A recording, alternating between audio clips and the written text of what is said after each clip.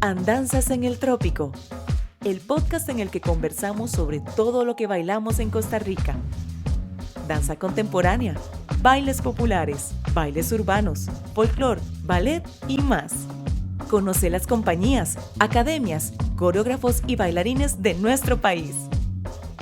Andanzas en el Trópico, el podcast que te mueve. Bailamos. Hola, soy Caro Campos, gracias por escuchar este podcast.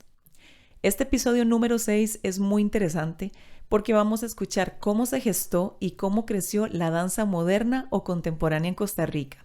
Sabía que este va a ser un episodio un poco extenso y tuve la duda sobre si hacerlo en 2 partes para que las personas lo escucharan todo.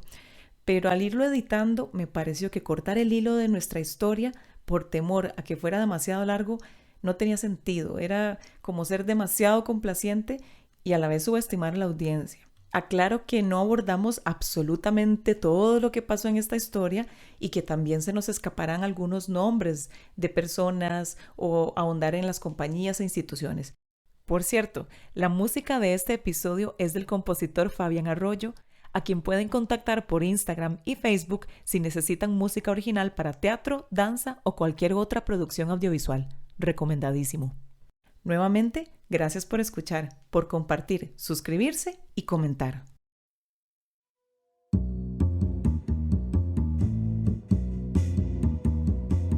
Escuchar a Marta contar la historia de la danza en nuestro país es un deleite. Ella es parte de esa historia. Es una bailarina que inicia sus estudios en el Conservatorio Castella. Entre sus maestros está Rogelio López, quien desde el colegio deja profunda huella en ella.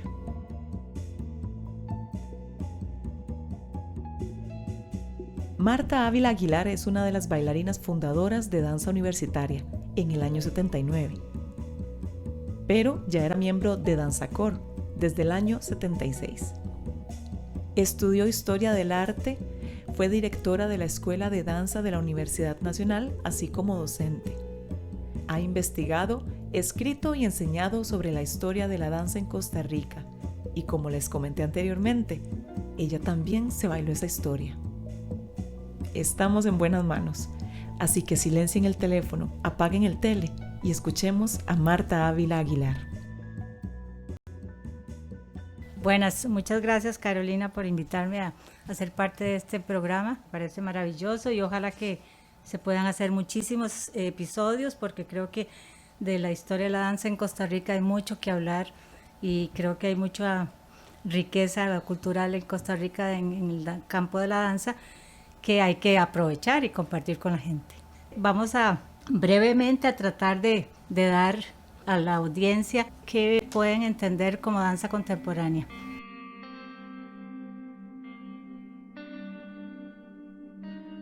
Primero hay que ubicarnos en el tiempo, principios del siglo XX, en oposición al ballet clásico, que estaba muy consolidado. Hay que citar primero la danza moderna, porque así se llamó en un principio.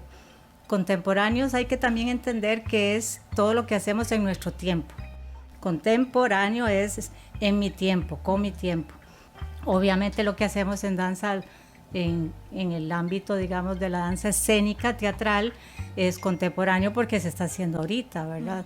Entonces, pero sí inició, las pioneras, tenemos que decir que fue Isadora Duncan, que decidió quitarse todo lo establecido por el ballet, ¿verdad? El corsé, el tutú, las zapatillas, ella bailó descalza, ya no eran los cuentos, argumentos muy establecidos de que la gente ya iba al teatro y sabía lo que iba a pasar y cómo iba a morir la protagonista, sino que la danza moderna, en este caso con Isadora Duncan, y luego otras figuras importantísimas como Martha Graham, eso en Estados Unidos y también en Alemania con Mary Wigman y otros artistas importantes. Entonces podemos empezar a decir que la danza moderna es la base de la danza contemporánea. Entonces todas estas artistas se van a oponer a lo que se estaba ya estableciendo en el ballet.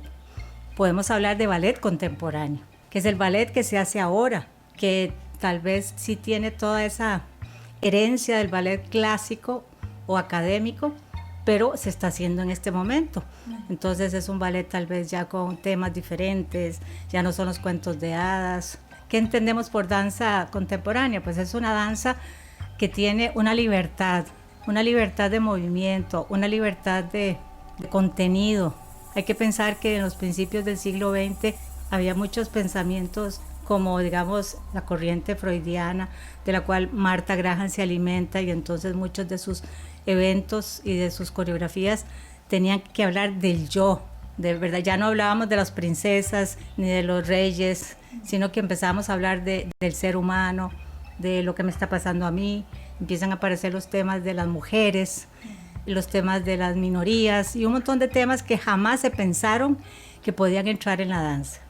Entonces, de la danza contemporánea es, yo diría, principalmente lo que hacemos ahora.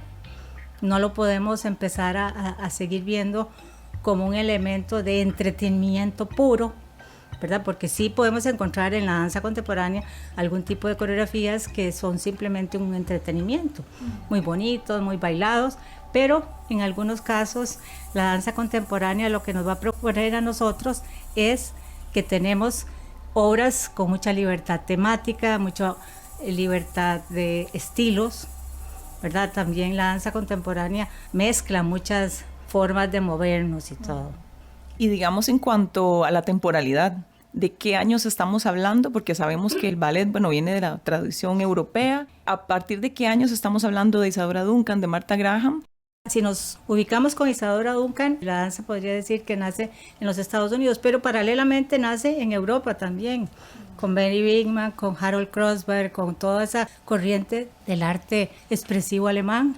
Para ubicarnos en el tiempo, digamos, Isadora Duncan nace en 1877 y muere muy joven en el 37. Ni siquiera Martha Graham ya era consolidada cuando muere Isadora Duncan. Entonces, la que se consolida como profesora, como maestra de técnica y artista es Martha Graham en Estados Unidos, y ya luego vienen otras artistas como Ruth Sandenis y toda esa corriente que está trabajándose en los primeros años, digamos, la primera mitad del siglo XX. Ya podemos decir que se consolida la danza moderna.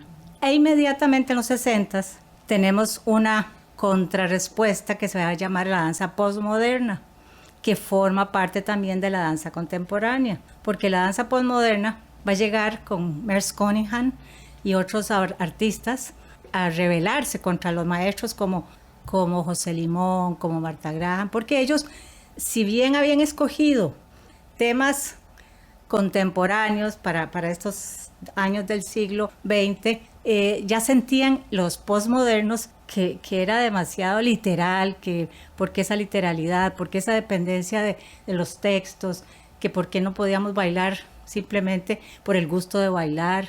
Entonces los postmodernos vienen también a romper reglas, así como John Cage en música rompe sus reglas. Los bailarines postmodernos y coreógrafos postmodernos, que todavía están vivos algunos, ¿verdad? Como Yvonne Rainer y otra gente. Trisha Brown acaba de morir, etcétera. Entonces, todas esas jóvenes que eran en aquel momento, en los 60, jóvenes, son los que nos van a llevar a nosotros a una nueva posición epistemológica de la danza, ¿verdad? Pero todo eso todavía a Costa Rica no ha llegado, ¿verdad? ¿Qué es lo que pasa en Costa Rica?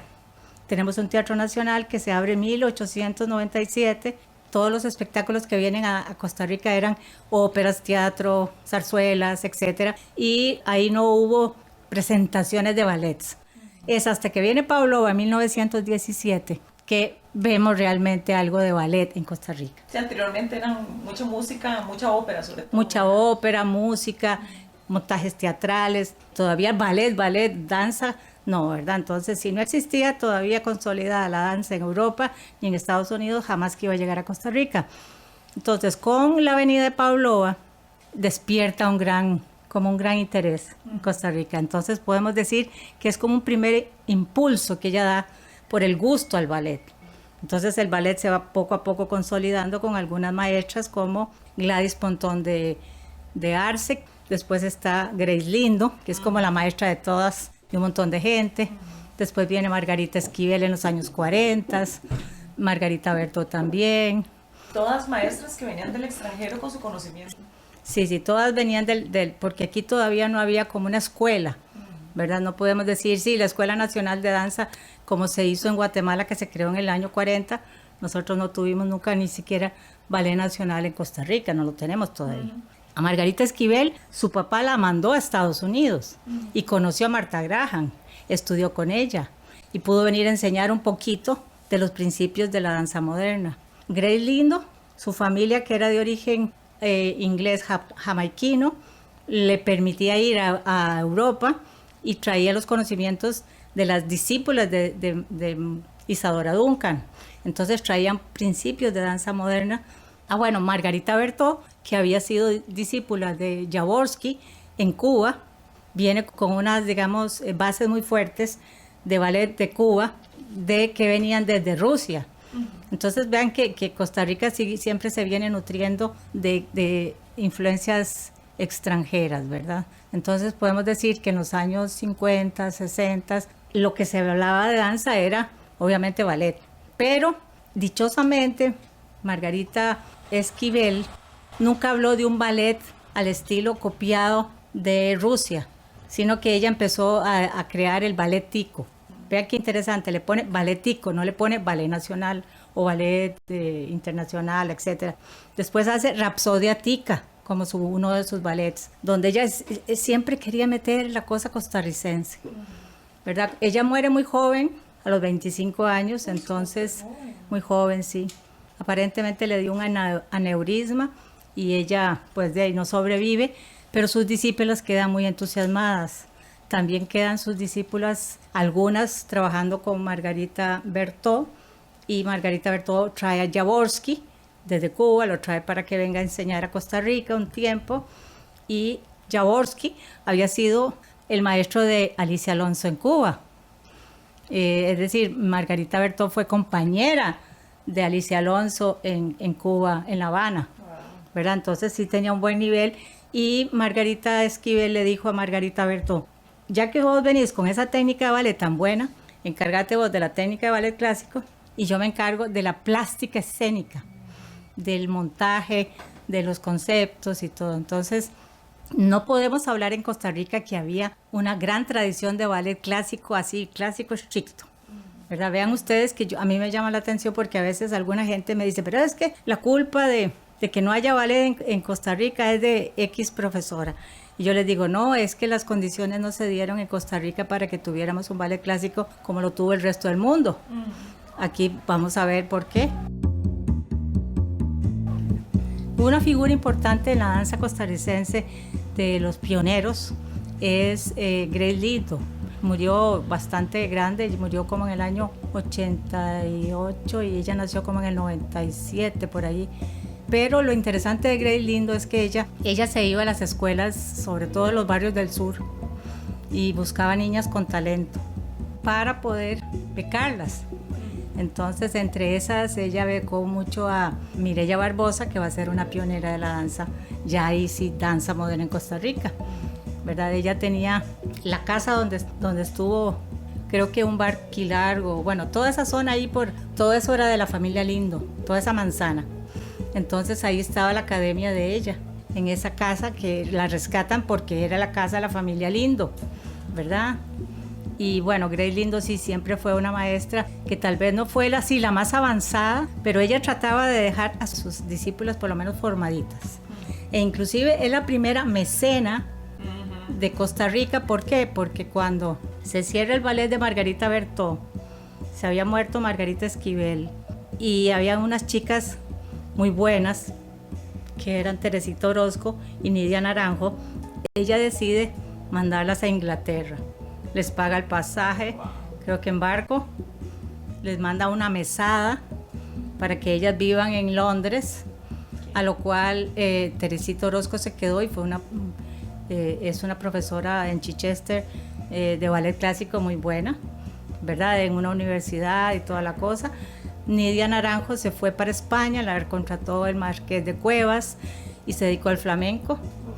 Pero fue algo, digamos, interesantísimo. Nosotros, los de danza universitaria, estuvimos en la casa de ella como en los años 80 cuando tuvimos una gira y ella nos dio posada en su casa y fue muy interesante. Dicen que ellas esperaban la platica que les mandaba Grace Lindo, ¿verdad?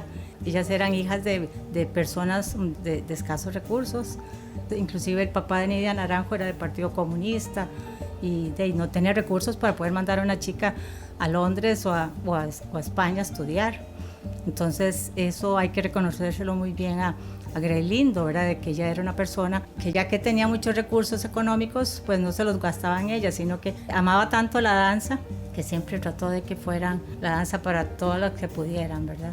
Y sin ella no hubiéramos tenido a Mireya Barbosa, que es importante. Sí, también, ¿verdad? Porque eso es importante de que ella haya ido a la García Flamenco, donde estaba, donde estudiaba Mireya Barbosa, y seguro la vio, le vio el pie, que tenía un pie divino, porque los pies de Mireya eran preciosos para la danza, y seguro le dijo, usted tiene que estudiar ballet, ¿verdad? Las acciones se van dando como encadenadas, ¿verdad? Estamos hablando de finales de los años 50, cuando ya se van estas dos chicas para Europa.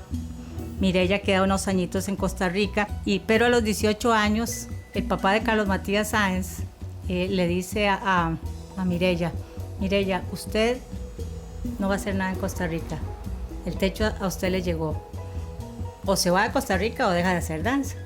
Entonces ella le hace caso al escritor, a Carlos Sáenz, y se va para México.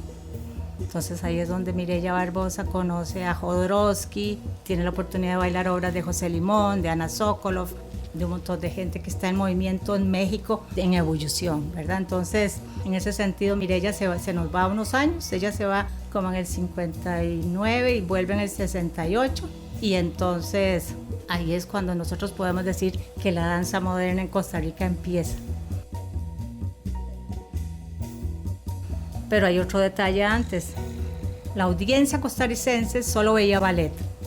Y en 1960 llega la compañía de José Limón, que es una de las grandes compañías de danza moderna.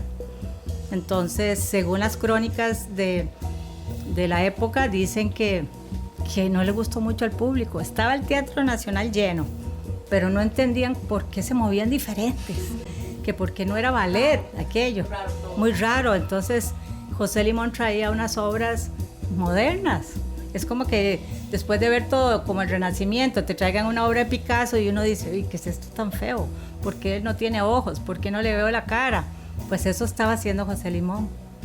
Ya si pensamos en los 60, ya estaba comenzando el movimiento posmoderno, ya estaba otras corrientes en Europa, ¿verdad? Ya estaba la danza moderna consolidadísima. Pero en aquella época había que esperar que la gente viajara, te conocieras. Los artistas a veces se venían en Costa Rica, pasaban un mes en Costa Rica, entonces podían dar clases, podías hacer amistad, podías compartir con los artistas.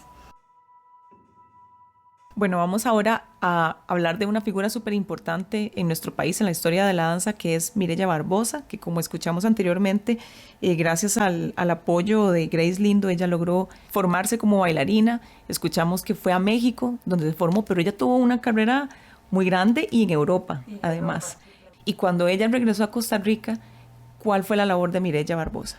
Sí, una vez que Mireya se va para México, ella logra que algunos artistas como Jodorowsky, que son figuras importantísimas y todavía está vivo Jodorowsky, ella trabaja en París con Sara Pardo, que es una argentina muy importante, y trabaja en muchos teatros, en espacios no convencionales también.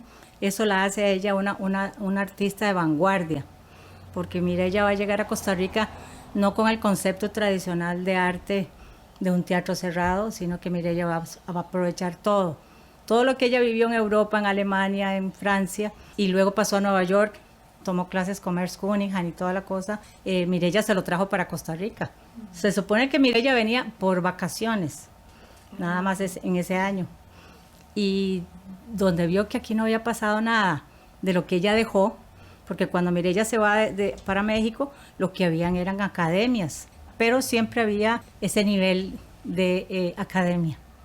No había como una agrupación, porque es importante señalar de que cuando, sobre todo para contextualizar, en el 48, cuando asume José Figueres el mando de liberación y todo el cambio, ¿verdad?, que se da después de la guerra civil, la que tenía el ballet era Margarita Bertó. Entonces, en esa época había un lema que decía, a los calderocomunistas no le vendan, no le compren, no les hablen, nada. Entonces, a Margarita Bertó le quitaron el salón que tenía ella, el ballet, que era el anexo al Teatro Nacional, que donde está ahora la Plaza de la Cultura, ahí había un edificio a la par, paralelo al Teatro Nacional, y ahí estaba la Casa del Artista, ahí ensayaba la Orquesta Sinfónica, y ahí estaba el ballet, que venía de Margarita Esquivel, pasa a Margarita Bertó, pero cuando llega Figueres, se lo da a la profesora Olga Franco. Entonces mucha gente se va. Y Margarita Bertó, por rabia, dijo, nunca más vuelvo a trabajar en ballet. Entonces se perdió eso. Pero perdimos una posibilidad de que tal vez, yo sé que no podemos hablar de la vía, del hubiera, pero tal vez ahí se hubiera consolidado un ballet nacional. Eso le voy a preguntar también, que por qué acá, perdón que la interrumpiera, que por qué no se consolidó el ballet. ¿Usted cree que fue a partir de eso? Yo siento que para el ballet han pasado muchas situaciones desafortunadas, ¿verdad? Entre esas puedo citar esta primera, porque después vamos a ver que en el año 60 también un presidente manda a traer unos bailarines de Guatemala e intentan hacer un ballet. El asunto es que en ese año, ya estamos hablando de mitad del 60 al casi 70, que también coincide cuando viene Mireya Barbosa a Costa Rica. Entonces, Mireya viene con el ímpetu y con ganas de hacer cosas, y según Julián Calderón, que él me decía a mí, que él estuvo en esa escuela de ballet, porque también Julián Calderón hizo todo su trabajo y su gran trayectoria en Europa, en Egipto, en todo lado, y él decide venirse en los 60 a Costa Rica, y lo invitan a esa pequeña, digo pequeña no porque no lo merezca, sino porque estaba empezando esa pequeña escuela de ballet. Utilio Late fue el que se trajo a los guatemaltecos para que hicieran el famoso ballet. ¿Por qué? Porque Figueres, cuando ellos asumen el poder, les dice a las chiquillas de ballet, yo les prometo el ballet nacional, pero claro, pasaron casi 12 años y nunca hizo nada. Él también prometió que iba a tener una sinfónica y que iba a tener una orquesta para niños, que sí lo hizo. Entonces estaba en deuda con el ballet. Entonces con Otilio Late se trae esos profesores de Guatemala y se empieza ese ballet. Pero paralelamente a eso, llega Mireya en el 68, empieza a hacer sus cosas. A los 2 años de estar aquí ya tenía algunos espectáculos. En ese momento la danza moderna era más dinámica. Ahora, pensemos de que Mireya no bailaba con bailarines porque no había nadie formado en danza. Mireya bailó con los hermanos Johnson, que eran taekwondistas. ¿Qué? Entonces ella hacía así y el otro la alzaba y la paraba por aquí, porque no habían bailarines en Costa Rica de danza moderna. Entonces se fue quedando. Mireya sintió que para qué se iba a ir a Europa, a pesar de que al año siguiente se fue a hacer otras cosas y volvió inmediatamente porque se dio cuenta de que en Costa Rica no había nada de danza moderna. Entonces eso es importante pensar en que Mireya sí hay que atribuirle el título de pionera de la danza moderna en Costa Rica, porque ella vino con todo el ímpetu, plantó el concepto y a partir de ahí ella inclusive generó en 1970, antitos de que se creara el Ministerio de Cultura, hizo una escuela que se llama la Escuela de Danza Contemporánea, y ahí por primera vez aparece el término contemporáneo. Entonces ella ya seguro lo traía en su visión, y logramos que haya una audición, a la cual dicen que fueron más de 300 personas, pero creían que iban a bailar baile popular, folclore y las enaguas, y entonces, claro, cuando llega Mireya y pónganse las mallas y hagan esas cosas, entonces dicen que la gente se fue yendo y quedaron como 20 personas de 350 que hicieron la audición, ¿verdad? Entonces fue muy interesante eso.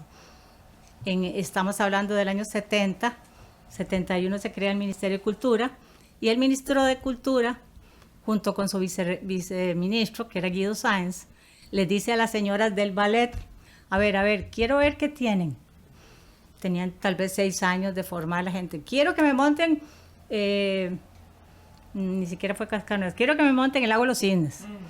Y entonces Julián Calderón y ellos dijeron, está loco el viceministro, porque jamás se puede pensar que en ballet usted saca a una promoción en 6 años o 4 años, ¿verdad? Entonces parece que este ballet decayó como en desgracia, porque entonces no lo siguieron financiando, no lo siguieron apoyando, y ya cuando aparece el Ministerio de Cultura, que ahí es donde yo digo, ¿por qué no cogieron esa simiente que había traído el presidente Otilio Ulate y lo consolidaran como el Ballet Nacional?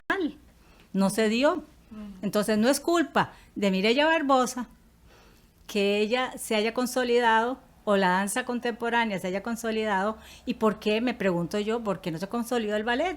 Si ya tenía más años que de los que tenía Mireya de haber llegado, ¿verdad? Entonces eso es una cosa que yo siento que tal vez la gente de danza contemporánea o de danza moderna se involucró más en la parte administrativa. El profesor Julián Calderón me decía, a mí no me interesaba meterme en la parte burocrática, yo quería solo dar clases y bailar y hacer coreografías. Entonces yo creo que también eso hay que tenerlo muy claro. El movimiento de la danza moderna o danza contemporánea después va a tener una explosión maravillosa en los años 80 gracias a que todos se involucraron. Bueno, venimos en esta línea de tiempo y llegamos a los años 70 y va a aparecer en este momento el Ministerio de Cultura. Este ministerio que hoy en día más que nunca, ¿verdad? Es tan cuestionado. ¿Cómo nace este ministerio y qué significa para la danza el nacimiento del Ministerio de Cultura? Bueno, el Ministerio de Cultura es importante para en este contexto y para la misma danza, porque bueno, si bien es cierto, a Mireya, igual que a la gente de ballet, el Ministerio de Educación les había dado su apoyo con se llamaba Artes y Letras, digamos la sección del Ministerio de Educación, que después va a ser casi como el germen del Ministerio de Cultura. Ambos habían tenido su apoyo. 4 o 5 años de apoyo del ballet, que cuando le piden cuentas no pueden dar cuentas, porque tampoco en arte es así, como de que usted me diga, ya se aprendió la sinfonía tal que quiero que la toque mañana. No, depende de la madurez, la capacidad, toda esa cosa. Entonces, en los 71 ya está el Ministerio de Cultura iniciándose, y el Ministerio de Cultura viene con toda esa política de la socialdemocracia, del Estado benefactor, de que hay que invertir mucho en arte, de que hay que hacer cosas para el pueblo, de que hay que tener mucha actividad cultural. Además, los dos personas que fueron el ministro y el viceministro eran artistas, eran escritores, eran dramaturgos. Guido Sáenz era músico y también actor. Entonces entendían lo que era apoyar una gestión desde una actividad burocrática para que el arte saliera o la disciplina saliera. Es como poner, me imagino, no sé, poner en el MAC, en el Ministerio de Agricultura, a un agrónomo, porque sabe de lo que está hablando. Lo mismo pasó con el Ministerio de Cultura. Yo creo que pusieron a la gente más adecuada, que era Guido Sáenz como viceministro y Cañas como Alberto Cañas como ministro titular. Entonces eso fue importante, porque él, digamos, un día en el Teatro Nacional dice, necesito que vayan a México, que hay un festival. Llamó a Mireya, que estaba ensayando en el Teatro Nacional, y le dice, Mireya, ¿puedes ir a México? Es que necesitamos la representación de Costa Rica. Y ella dijo, sí, claro. Y Mireya se fue con un espectáculo que ganó la primera medalla en danza, que se llamó Danza 72. Entonces, vean el nivel que estaba produciendo en Costa Rica, que merecía, estaba con lo que estaba pasando en el mundo. Entonces, el Ministerio de Cultura va a ser también como algo que estimula lo que está pasando en los años 70. Para mí, la década del 70, yo la llamo en un artículo, en una ponencia, no me acuerdo, la década fundacional para la danza. ¿Por qué? Porque, vamos a ver, tenemos en el 70 la creación de la Escuela de Mireya. Tenemos en el 73 que aparece la Universidad Nacional, y en el 74 aparece la Escuela de Danza. En el 75 se crean los dos primeros grupos independientes, Danza Core con Rogelio y el Ballet Moderno de Cámara con Elena Gutiérrez y Cristina Guiguirey. Si bien Elena Gutiérrez había dirigido la escuela de la UNA como primera directora, ella después renuncia y se van y crean el Ballet Moderno de Cámara. El año siguiente, en el 74, empieza un espectáculo que se llama Porque llega Graciela Moreno a Costa Rica, al Teatro Nacional, que es una artista que conoce, etcétera, promueve toda la cultura nacional, y le dice a Mireya que por qué no hace un ballet folclórico. Entonces se crea el espectáculo Danzas y Tradiciones. Entonces tenemos gente estudiando, bueno, primero en el Castella, que nace en el 53. Después, ya esos chiquillos que empezaron en el 53 ya son grandes. Ya hay algunos que pueden ser protagonistas en ya sea orquestas, ballets o grupos de teatro. Entonces tenemos Castella, tenemos la UNA, tenemos estos ballets o estas escuelas que se han creado, y un folclórico que da oportunidad. O sea, si usted se ubica en esa época, usted dice, mira, tengo opciones. Puedo ir a la UNA, puedo ir al ballet de Mireya, puedo ir a Danza Cor, puedo ir al ballet moderno. La cosa está bonita. Nosotras que nos graduamos en el 76 en el Castella, a nosotros nos dijo Rogelio, si quieren se van a Danza Cor. Y nosotras, por supuesto que nos fuimos a Danza Cor, ¿verdad? O sea, que más bien a uno le pedían, váyase a trabajar conmigo. Entonces, eso es interesantísimo. Bueno, 2 o 3 años después se crea la primera compañía de danza contemporánea o de danza moderna, como la queramos llamar, danza universitaria. Después viene la Compañía Nacional de Danza.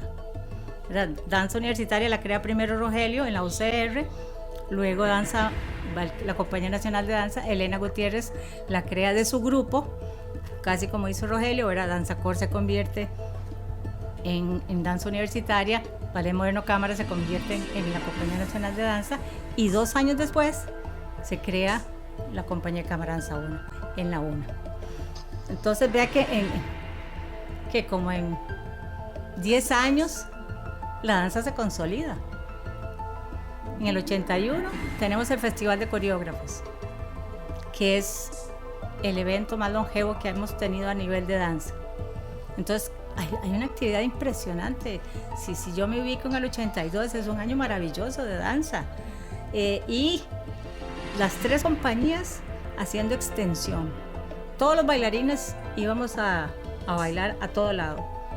A la Compañía de Cámara Danza 1, no, la Escuela de Danza inclusive, en el 79 le toca ir a bailar a Nicaragua, recién gana la revolución. A nosotros nos tocaba ir a todos los pueblos de donde tenía la Universidad de Costa Rica centros o contactos, o nos llamaban, mire que tiene que ir a bailar a tal pueblito. Y lo mismo hizo la UNA, lo mismo hizo la Compañía de Cámara Danza 1, lo mismo hizo la Nacional, todos. Entonces había esa actitud, ese estado benefactor, tratando de que llegara la cultura a todos lados. Si no se quedó acá en el Valle Central, sino que decía. Estábamos todos residentes y bailando aquí, pero hacíamos yo diría que más funciones fuera que las que se hacían en el centro de San José.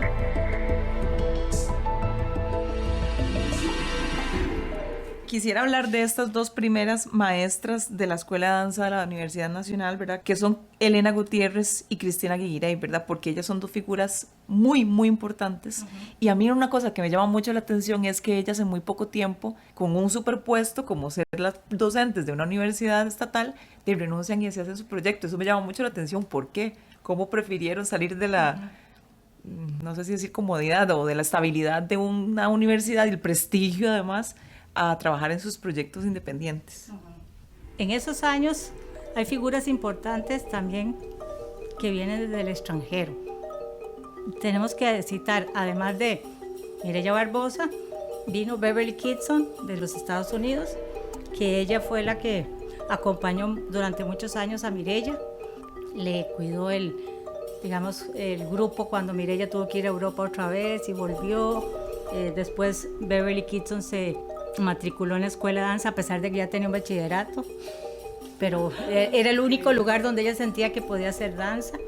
Y entonces lo divertido es que cuando Elena Gutiérrez, como primera directora, y Cristina Guiguirey como profesora, renuncian a la escuela de danza, Beverly es directora, habiendo sido la primera estudiante, ¿verdad? Pero bueno, Elena Gutiérrez es costarricense, pero sus padres se casa con una chilena y Elena se tiene que desarrollar en Chile y luego tiene la oportunidad de ir a terminar de su formación en el Bolshoi y tiene como una experiencia en China también, de bailes folclóricos y toda esa cosa en esas épocas.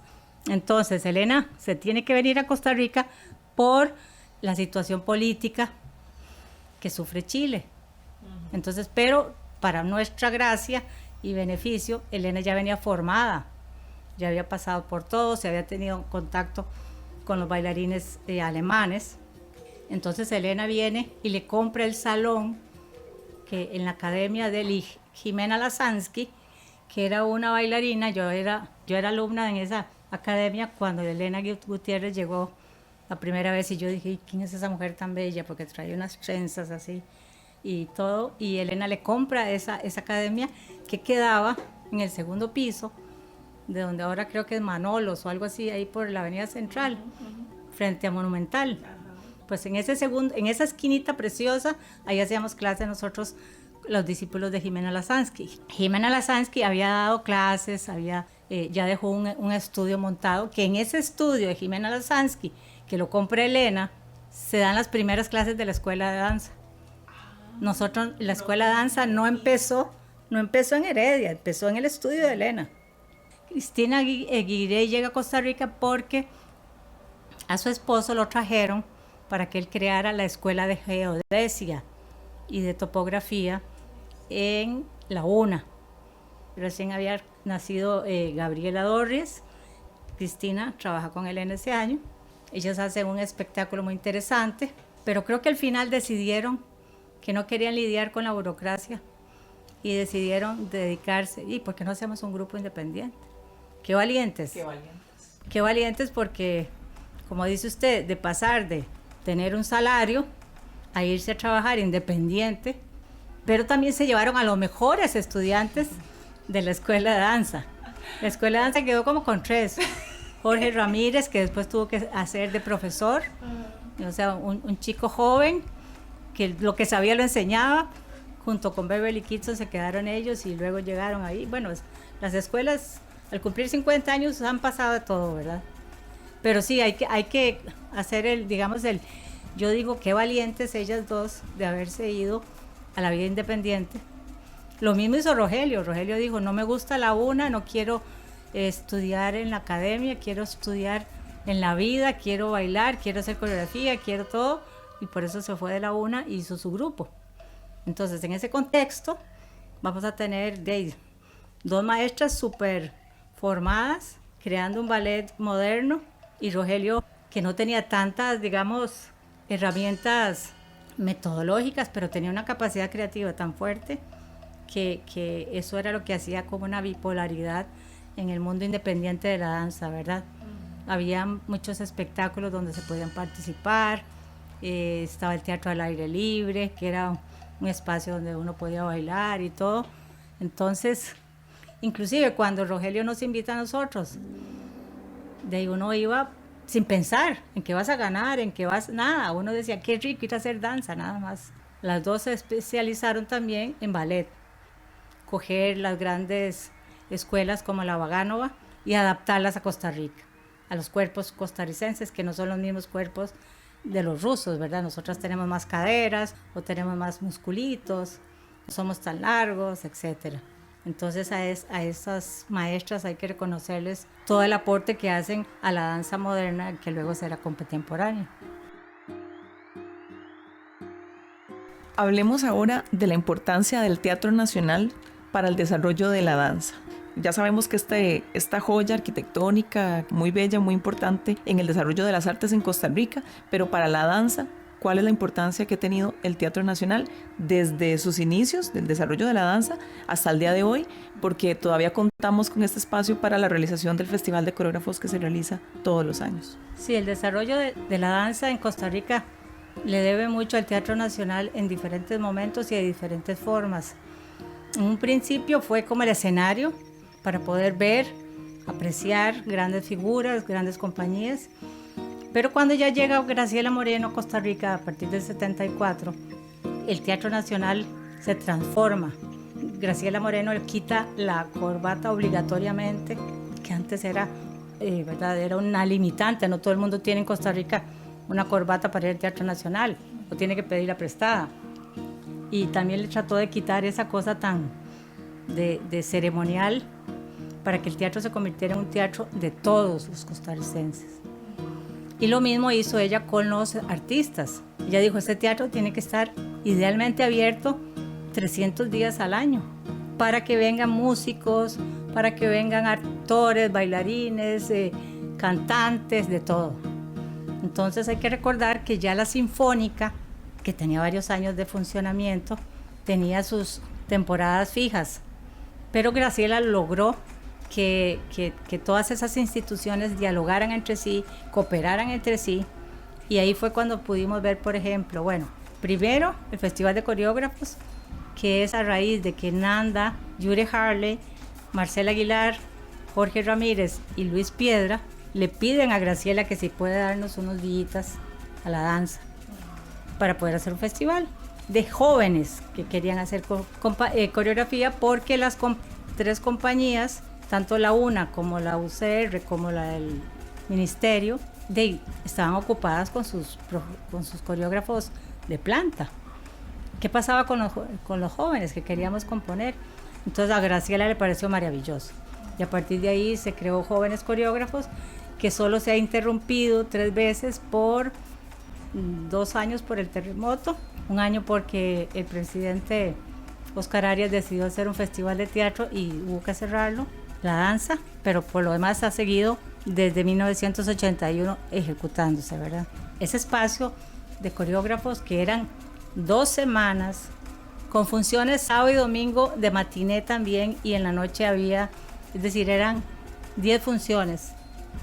Maravilloso, o sea, era una fiesta, realmente una fiesta. Ahí entraba todo el mundo, ahí podía participar todos, los precios eran súper populares, las primeras ediciones eran gratis porque, bueno, además ni siquiera estaban las butacas puestas, se habían prestado las butacas del Teatro al Melico para poder hacer una ópera y etcétera. Entonces, bueno, ese es todo otro capítulo que después podemos hablar, porque es lo poquito que nos queda en el Teatro Nacional y que hay que fortalecerlo y hay que defenderlo y hay que mejorarlo, ¿verdad? Entonces, el Teatro Nacional en esos años, podemos decir que toda la era Graciela Moreno, el Teatro Nacional es la casa, o fue la casa de la danza en Costa Rica.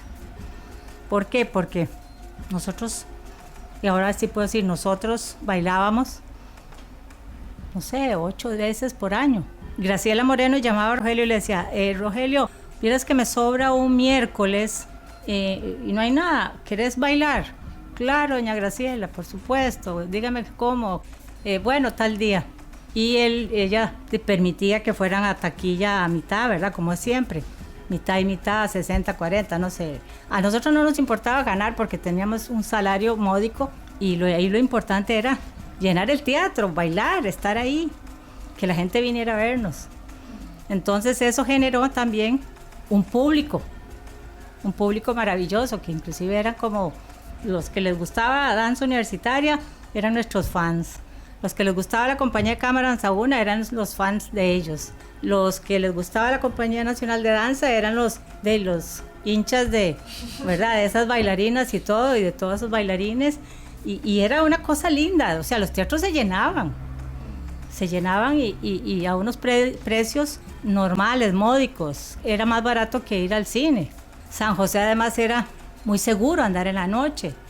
Usted podía coger el bus a las 11 de la noche después de salir del teatro y no pasaba nada, ¿verdad? Entonces yo creo que eso fue interesantísimo. El Festival de Coreógrafos, en el Teatro Nacional se hacían cineforos de películas de danza.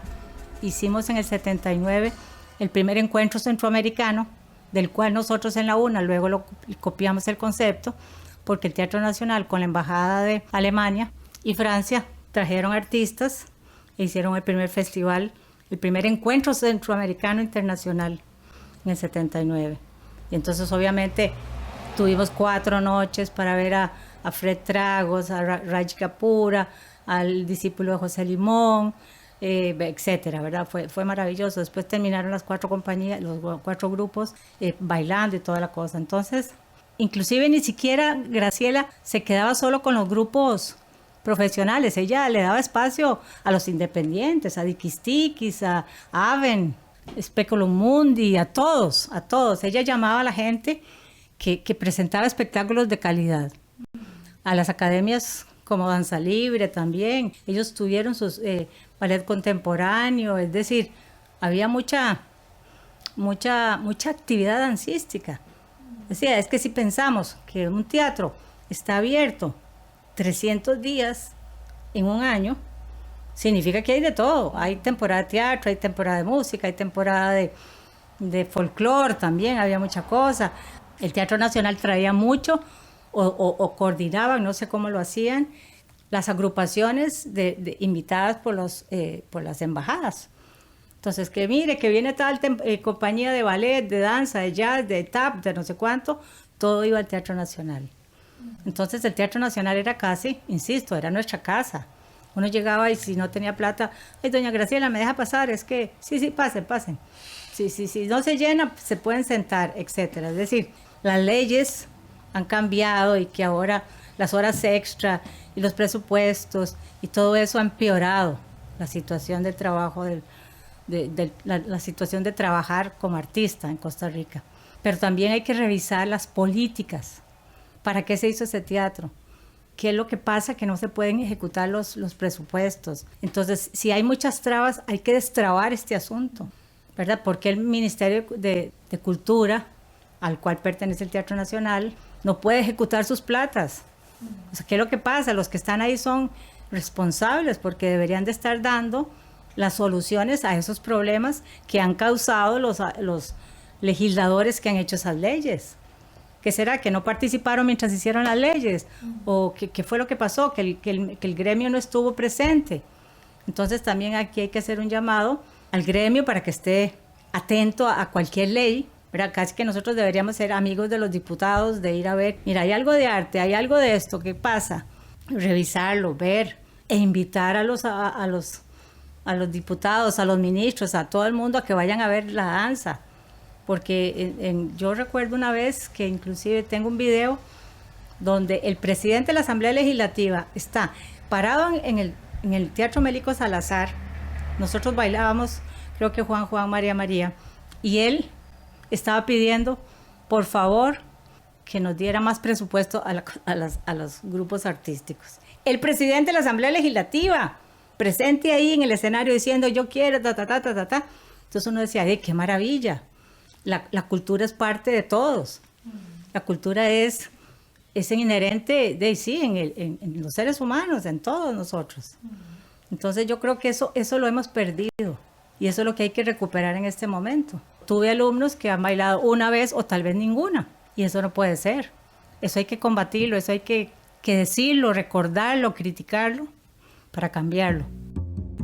Bueno, el Teatro de la Danza es un canje que se hace cuando asume la dirección Carlos Ovares. Hay que reconocerle que él hizo la gestión para hacer ese cambio, que el teatrito pequeño fuera de la Compañía Nacional de Teatro y el grande pasara a ser Teatro de la Compañía Nacional de Danza y se llamó Teatro de la Danza, con el objetivo de promover más funciones, con el objetivo de proponer que tuvieran precios accesibles a las compañías, con el objetivo de que estuviera lleno siempre, pero, ¿verdad?, de alguna manera razonablemente módico, cofinanciado, coproducciones. Pero volvemos al asunto de las leyes.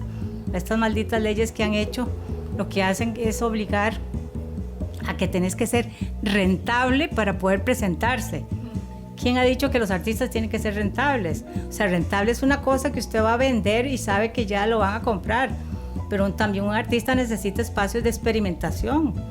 para probar si lo que él está haciendo está bien, si no está mal, si hay que mejorar, etc. Entonces, yo a veces pienso que lo que lograba Graciela Moreno de decir, bueno, vamos a bailar en el Teatro Nacional y va a tocar la Orquesta Sinfónica, van a tocar las obras tales y tales y tal, todo eso se hacía todo en el Teatro Nacional y eso se dejó de hacer. Ya la Compañía Nacional de Danza hace rato que no baila con la Sinfónica, que antes era común. Al menos una vez al año había una temporada de la Compañía Nacional de Danza y de la Sinfónica Nacional donde ambas instituciones coincidían. Ahora cuesta, bueno, ¿verdad? Es casi imposible hasta de soñarlo. Entonces el Teatro de la Danza, yo siento que cayó en esa red. O sea, el concepto que tuvo Carlos Ovares al haber negociado ese espacio, ¿verdad? Porque se tuvo que negociar con la Compañía Nacional de Teatro, se ha ido debilitando, desdibujando.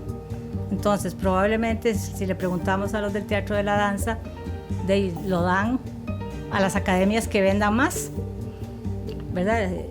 A los que puedan llenar el costo de eso. Si yo le cuento a usted que nosotros inauguramos el Teatro Melico Salazar y nosotros dábamos temporadas de 15 días con la obra Juan, Juan, María, María, no sé cuánto pagaba la U, pero más bien nos llamaban para que llenáramos el teatro. Y claro, la obra se llenaba y la gente llegaba casi que al Cine Palace, al otro lado de la esquina, etcétera, porque las obras eran buenas y todo. Pero ahora le preguntan a uno en el Teatro Nacional o en el Melico, y su obra es rentable para poderle dar un espacio. Y tal vez si te dan un día o dos, ¿verdad? Entonces yo creo que ese tipo de cosas. Entiendo también que esas son las cosas que hay que cambiar. Los pobres trabajadores del teatro, de las horas extras no coinciden con los horarios que ellos tienen. Y entonces yo digo, pero ¿cómo se les ocurre no darles un horario diferenciado a los trabajadores del teatro para que puedan tener su salario y no tenga que recargarle a la producción las horas extras? O sea, ¿qué va a entrar a hacer una persona a las 8 de la mañana a un teatro cuando la actividad empieza en otro horario? Eso yo no lo entiendo. O sea, hay que ser artista tal vez para saberlo, pero si no, una cosa de sentido común. Digamos, para que se realicen estos eventos no es nada más, no depende solamente de los artistas, de que el artista haya podido tener su proceso, sus presentaciones y demás, porque además, seamos sinceros, una función, 2 funciones para un trabajo que te tomó hacerlo meses es una injusticia. O sea, ¿quién va a querer dedicarle meses? Porque son meses y el espectáculo podrá durar 10 minutos, podrá durar 45 minutos, porque son meses de trabajo y son horas de trabajo. ¿Quién va a querer presentarse una vez y ojalá recibiendo 0 paga o quedando endeudado? Porque un montón de academias para poder presentarse en el Teatro de la Danza tienen que poner las entradas 8,000 pesos, que quienes las compran son los mismos familiares. ¿Y qué pasa si usted no rejunta todo ese dinero? Le toca al coreógrafo, al maestro o al dueño de la academia poner esa plata. Entonces al final es una pérdida para la persona que quiere hacer un espectáculo. Ahora terminan más bien endeudándose. Pero el punto es que no solo depende de los artistas, sino también de los técnicos. Los técnicos son muy importantes porque son gracias a quienes se maneja todas las cosas del teatro, las que trabajan en el sonido, los tramoyeros, los que están en la parte, la luz, que son tan importantes.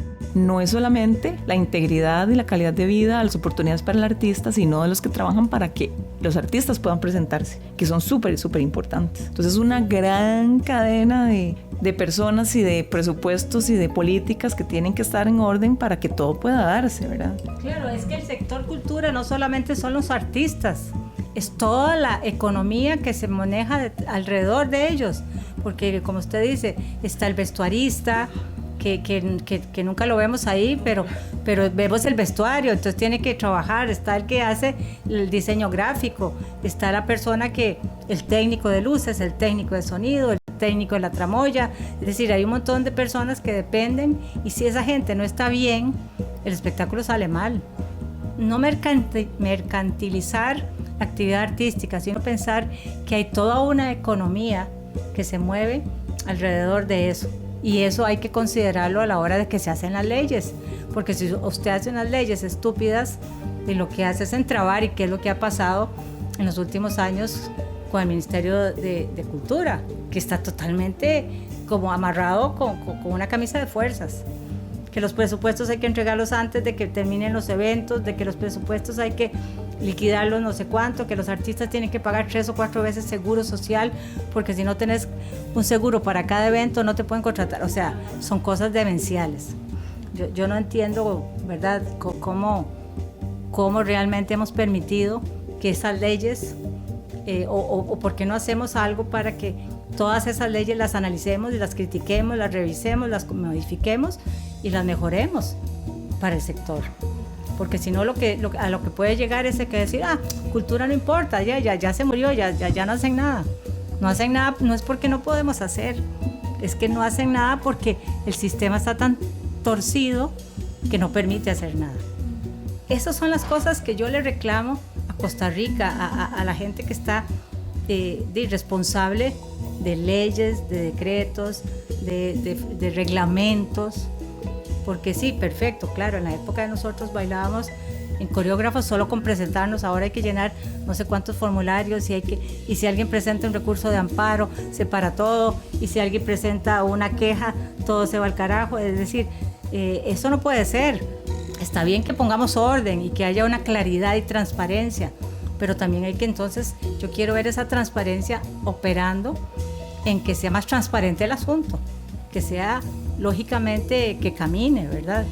Porque yo siento que en este momento todo lo que tiene que ver con cultura está oscuro, está desviado, no sé.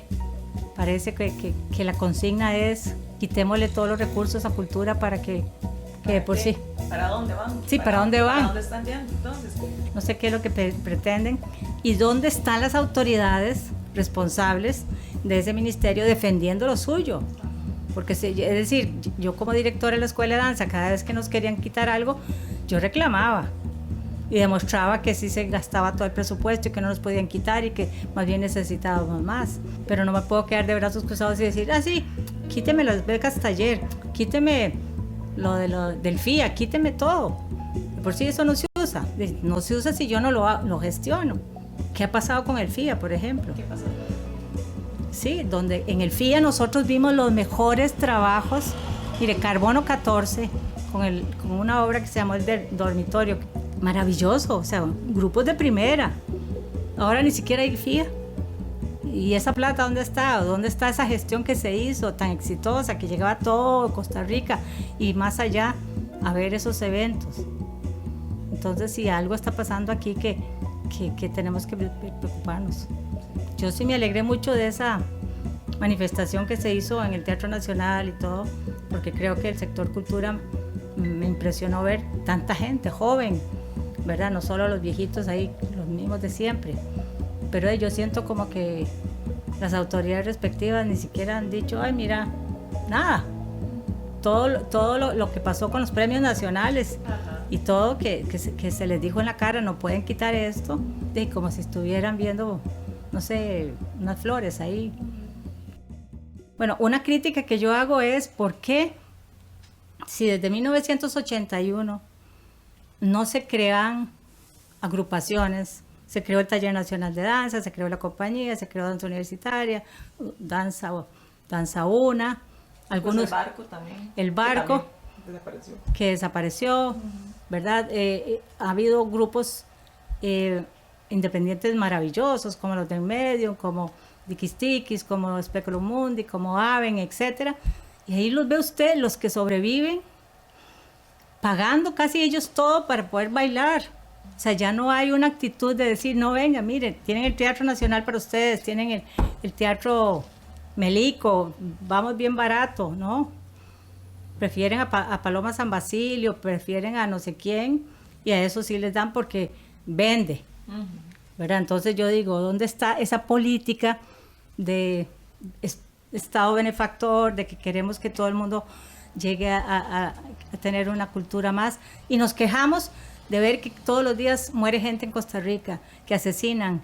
Toda esa gente podría estar viendo arte, toda esa gente podría estar haciendo un hobby y no gastando su energía en matar personas, ¿verdad? Entonces yo digo, si supiéramos toda la capacidad que tiene el arte de transformar las sociedades para bien, estaríamos inyectándole muchísimos recursos. Y no necesariamente es solo plata, es políticas adecuadas, es visión, es oportunidad, es buscar las gentes adecuadas en cada ministerio para que haya sinergias. Es buscar un líder que pueda hacer las cosas bien, ¿no? Una líder también. No siempre sean hombres, ¿no?